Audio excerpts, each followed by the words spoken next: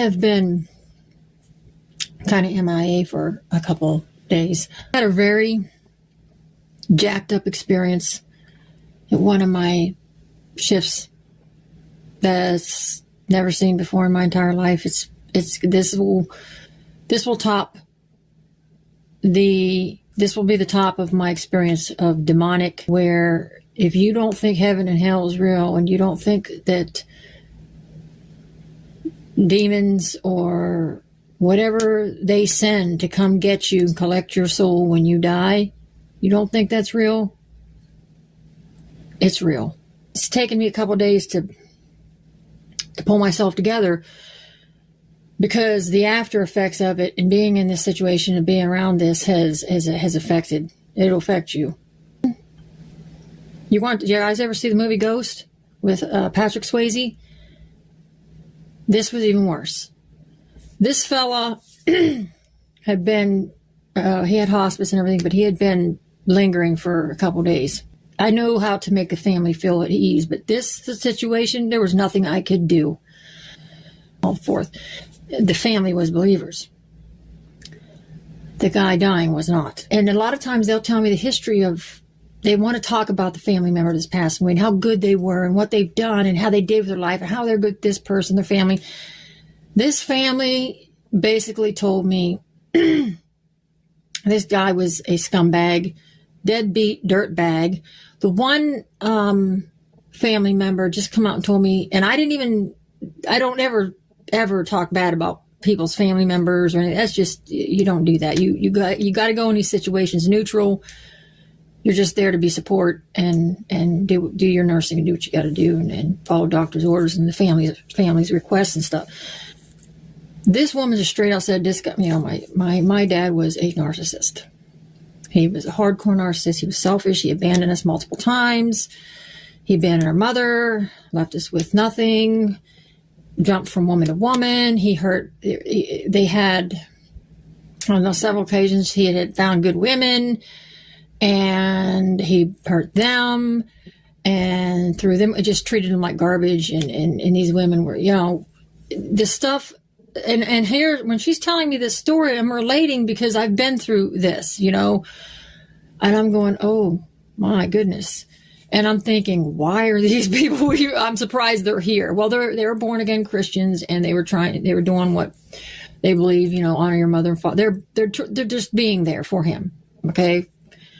Some of the family members did not show up. Some of the siblings didn't want to be there. They didn't want to do with them, but some of the ones tried to uphold try to be there. The wives, none. One of them showed up, said, hell with him, good riddance. This guy did some dirty stuff to people. And at any time I had asked, I said, at any time did he ever try to make amends? Did he ever try to repent? Did he try to fix anything? Did he go to anybody? She goes, no, he would always blame. He would always, and I'm like, yeah, that's kind of what a narcissist does, They pretend like they don't do no wrong and blame everybody. And I went, geez, man, it's terrible, but, and I told him, I said, it's really kind of you and good-hearted of you to come here, at least support him and not let him be alone when he passes away. Now, this guy was he was incoherent at this point. He was going to pass away that evening. And there's like 4 or 5 family members there. And these rooms are small. He was starting to get the agonal breaths every couple hours. I had spoke to the hospice nurse. She had come in by that time, and we discussed what we were doing. And I went to my cart, was passing some meds to other patients. Family member comes back out and says, "Could you come in here for a minute?" I come in here. I go in there. This guy's acting strange. And I knew, in my beliefs of heaven and hell, I'm thinking, okay, this guy he's on his last leg. I mean, I'm seeing he's going to pass away any minute. He's got some the agonal breaths going on. He wasn't, I knew he could hear, but he wasn't opening his eyes. He wasn't doing anything. All of a sudden, this guy backs up. He stiffens. His body stiffens like you would stiffen if you're seeing something or you're scared. His eyes pop open. He's stiff as a board, kind of pushes himself up against the bed and starts screaming that he's not going. He's not going. He's not going. No, I mean the full on, full blown. And you want to talk about the family freaking out. They're trying to hold him down. They can't believe that 1 minute he was completely ready to just go. And the next minute he's acting like he's ready to jump out of that bed and run for his life. The part, now that part, it does scare you. It freaks you out a little bit, but I knew what was going on. And I know they know what was going on. You know, maybe some of them knew what was going on. But what freaked me out was when I was over by the side of the bed, I had to tell, there was no IV access. This is a nursing home. He's on hospice. What he was getting was oral morphine and stuff like that. I couldn't shoot him up with something and knock him out. There's nothing I could do, you know. It was almost like he couldn't hear what anybody else was saying when they're trying to calm him down on all. He's got his eyes fixed on whatever is standing in front of him or hovering down on him. These neon lights, those long, whatever, stupid hospital lights, the long ones. And this was an old nursing home. The lights start flickering. We never had any. I've never the whole few hours. You know, hours I'd already been there. I was there from 7 PA to 7A, and I'd already been there 4 or 5 hours. Those lights never did that. They started flickering, and I knew. I'm on. Oh my God, this is not happening. This is not happening. I've never seen this. I've never seen it to this extent before. I've seen people get up, open their eyes, and look at something and talk to things, but I didn't see this.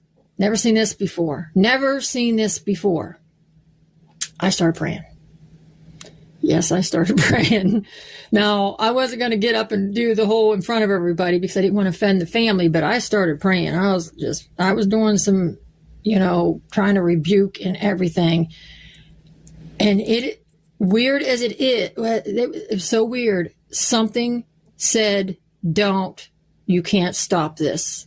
There's nothing you can do. And I'm looking around. Now, this room is small. The room is small.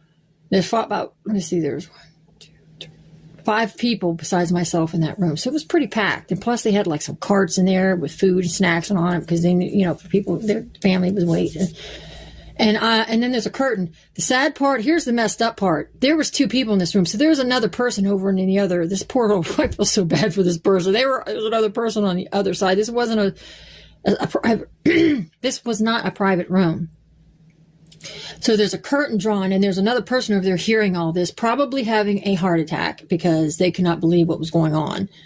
So the curtain's closed onto that side and I'm standing up against that curtain looking down at the person and there's nothing we can do. You know, I'm praying. So I'm standing there praying and I hear this, stop. There's nothing you can do. There's nothing you can do to stop this.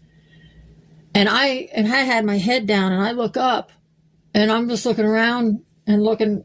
And nobody's even looking at me. They're not, I'm thinking it's somebody that's talking to me. And I'm like, oh my gosh, I think there was an angel or something, or it wasn't, I know it wasn't bad. I mean, you know, a bad spirit or anything. It's whether it was an angel, just watching him get taken away. But he was seeing the angel of death, the angel, whatever it is, the fallen angel, the demon, whatever, coming and taking him because he is screaming, I'm not going, no, no, no. And that man literally went from that screaming and hollering to just the last breath, boom, done. And the lights were flickering. And everybody, I'm trying not to laugh. I wasn't laughing then, but when I sit and think about it, and when I looked up and I just looked at everybody, they were shocked. It was silence. Absolutely, you could hear a pin drop. Absolute silence, and everybody they were in shock. Because you know what, I don't think they really truly believed what they were saying. And I wasn't going to tell him. I wasn't going to sit and go, hey, you know, your father just got taken down to hell. They just came and got him. The only difference between this and Patrick Swayze's movie is you didn't see the dark, like, you didn't see the shadow come and grab him. You didn't hear that sound. That was the only difference.